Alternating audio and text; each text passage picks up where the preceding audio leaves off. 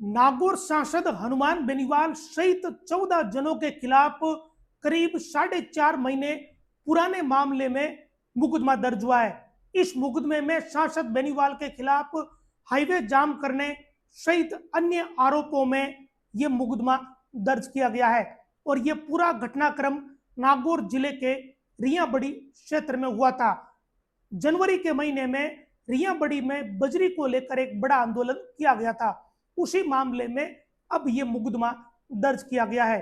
बेरना धाम पर भाषण के दौरान सांसद हनुमान बेनीवाल ने मुख्यमंत्री को लेकर जो बयानबाजी की, उसके बाद एक तरफ बीजेपी ने सांसद बेनीवाल का विरोध शुरू किया तो दूसरी तरफ कई और घटनाक्रम भी घटित होने लगे।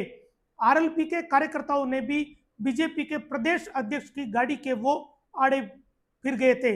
इन सारी परिस्थितियों के बीच एक बड़ी खबर यह है कि सांसद बेनीवाल सहित आरएलपी के 14 नेताओं के खिलाफ, कार्यकर्ताओं के खिलाफ एक मुकदमा दर्ज हुआ है और यह मुकदमा दर्ज हुआ है पादुकला थाने में। और यह पूरा घटनाक्रम 13 जनवरी को है, जब रियाबड़ी में एक बड़ी सभा आयोजित की गई थी।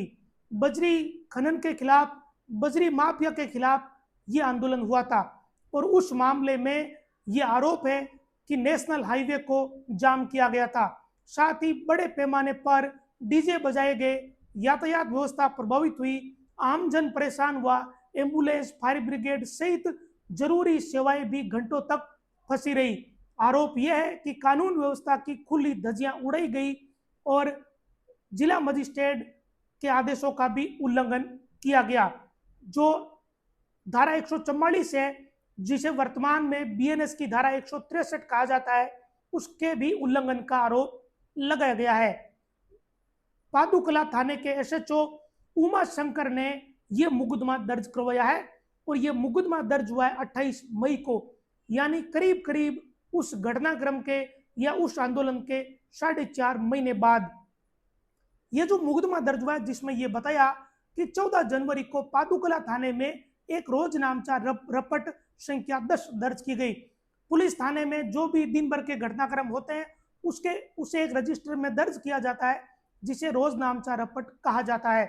और इस रपट में इस बात का जिक्र है कि 13 जनवरी को प्रदर्शन रैली को लेकर वो पूरा हालात जिक्र थे और उस रपट को लेकर उच्च अधिकारियों से अब ये निर्देश मिले कि उस रपट के संबंध में कानूनी कार्रवाई करो और इसकी सूचना एसपी ऑफिस को दी जाए, जिस पर डीएसपी डेगणा ने पादुकला थाने को पत्र भेजा और उस पर यह मुकदमा उमा शंकर एसएचओ पादुकला की तरफ से दर्ज करवाया गया है। इस मुकदमे में, इस एफआईआर में पहला नाम सुरेंद्र बेड़ा का है, दूसरा नाम नागौर के सांसद हनुमान बेनीवाल का है, तीसरा नाम दलीप चौधरी का है। इसके बाद इंदिरा देवी बावरी, प्रभाती लाल जाट, गिरधारी लाल माली, चेनाराम गोदारा, हरसुख पूनिया, विजयपाल राव, सुरेंद्र डूकिया, लक्ष्मण मुवाल, सुशील रियाड़, श्रवण चौधरी, महेंद्र चौधरी को इसमें आरोपी बनाया गया।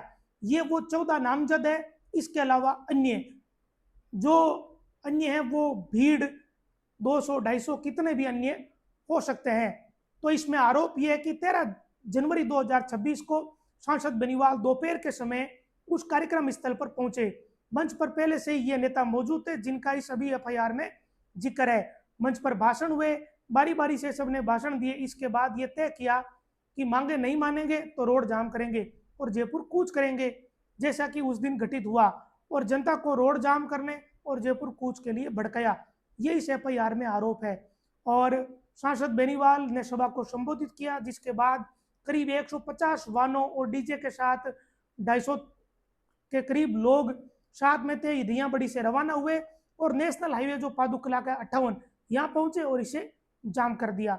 इसके साथ ही कुछ और भी धाराएं लगाई है कि उन धाराओं का भी इसमें उल्लंघन किया गया।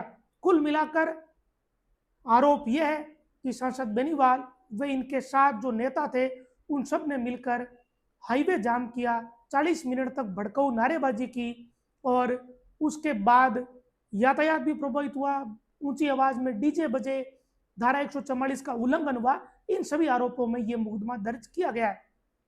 आपको याद है तो रियाबड़ी में जो आंदोलन हुआ उसके बाद बाड़ी घाटी में देर रात्रि में तड़के वार्ता हुई थी, जिसमें तत्कालीन नागौर के जिला कलेक्टर अरुण कुमार पुरोहित और तत्कालीन एसपी मृदुल कछावा ये दोनों मौके पर पहुंचे थे। एक चर्चा ये चली कि आईजी राजेंद्र सिंह मौके पर आ रहे हैं। फिर ये सूचना आई कि आईजी और हनुमान बेनीवाल के बीच फोन पर बातचीत हुई है। जिला कलेक्टर और एसपी मौके पर पहुंचे। ये वही मामला है। उसी मामले में अब मुकदमा दर्ज हो गया। तब ये सहमति बनी थी कि ये जितने भी बजरी निकाली हुई है इसका ड्रोन सर्वे करवाया जाएगा, और भी बहुत सारी बातें हुई थी, और फिर सर्वे भी हुआ, और अब जाकर ये मुकदमा दर्ज हुआ है। अब सवाल यह है कि तब ये मांगे क्यों मानी गई? क्या तब राजनीतिक परिस्थितियां या पुलिस प्रशासन या प्रशासन सांसद बेनीवाल के अनुकूल था, या वो परिस्थितियां अनुकूल थी? अब परिस्थितियां प्रतिकूल हो गई तो अब ये मुकदमा हो गया। 4.5 महीने बाद ये मुकदमा दर्ज किया गया है। बेरना धाम प्रकरण के बाद ये लग ही रहा था कि अब सरकार भी इतनी ढील देने के मूड में नहीं है। जिस तरीके की बयानबाजी मंच से हुई, उसके बाद जो प्रतिक्रिया बीजेपी ने दी या जो जवाब बीजेपी ने दिया, उससे ये लगने लगा था कि अब मामला खींचेगा, और खींच भी गया। बेरना धाम प्रकरण के बाद बहुत कुछ घटित हो चुका है। जो सीधे तौर पर दिख रहा है वो लोगों के सामने है, जिसमें डीडोना एसपी का तबादला, तहसीलदार का तबादला, एसएचओ को निलंबित कर दिया, ये सामने दिख रहा है। उसके अलावा भी बहुत कुछ घटित हो रहा है, और ऐसा लगता है कि आने वाले दिनों में भी काफी कुछ घटित होगा। अब देखने वाली बात यह है कि इन सारी चीजों का असर सांसद बेनीवाल पर होगा या नहीं होगा, या इसके रिएक्शन में नागौर के सांसद बेनीवाल क्या रिएक्शन दिखाते हैं, या फिर वो कोई रिएक्शन नहीं दिखाते, चुपचाप रहेंगे, क्या करेंगे, ये आने वाले समय में पता चल जाएगा। नमस्कार।